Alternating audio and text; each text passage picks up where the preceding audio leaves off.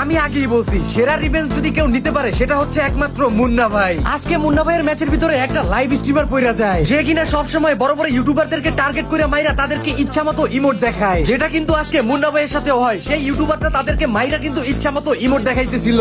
এখন মুন্না ভাই কি পারবে তাদেরকে মাইরা সেই রিভেঞ্জটা নিতে? যেহেতু মুন্না ভাইয়ের ভিডিও রিভেঞ্জটা কিন্তু অনেক ভয়ঙ্করই হবে, সেটা দেখার আগে তোমাদের কাছে একটাই চাওয়া, ভিডিওগুলো তো কষ্ট করে তোমাদের জন্যই বানাই, তাই যারা এখনো ফলো করো নাই কষ্ট করে একটু ফলো করে আমাদের ফ্যামিলির মেম্বার হয়ে যাও। তোমরা যারা চাও রাত দিন 24 ঘন্টার যে কোনো সময় টুর্নামেন্ট খেলতে, যে কোনো ব্রাউজারে গিয়ে সার্চ করো গেম ক্লাব বিডি, ওইখানে কিন্তু তোমরা সকল প্রকার টুর্নামেন্ট ম্যাচ খেলতে পারবা, যার প্রাইস পুল কিন্তু মোটামুটি ভালোই থাকে।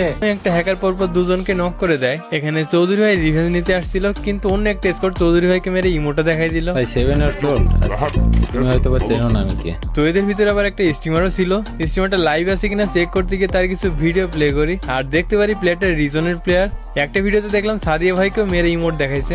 আশা করি তাদের পরিণতি খুব বেশি ভালো হবে না, কারণ আপনারা জানেন এর আগেও যারা ইমোট দেখাইছে তাদের শেষ পরিণতি কিন্তু খুব বেশি ভালো হয়নি। তো আমি বরাবরের মতো রিভাইভ পেয়ে আবার পিকেতে ফিরে আসি, আর ইমোট দেখানো স্কোয়াডের দুইজনকেই পরপর নক করে দিই।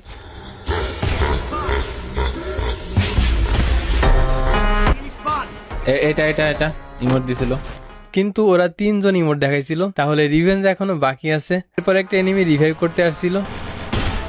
এরপর এখানে একটা স্কোয়াড আমাদের উপর রাশ করে দেয়। প্রথমে একটাকে হেডশট দিয়ে দিই, তারপর আরো দুইটা এনিমি ছিল, তো তাদেরকে কিভাবে মারি দেখেন।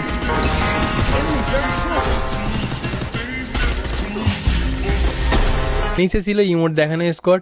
প্রথমে একটাকে নক করে দিই, আর বাকি ক্লিপটুকু চৌধুরী ভাইয়ের কান থেকে দেখেন। এটা এটা এটা এটা ইমোট দেখাইছিল।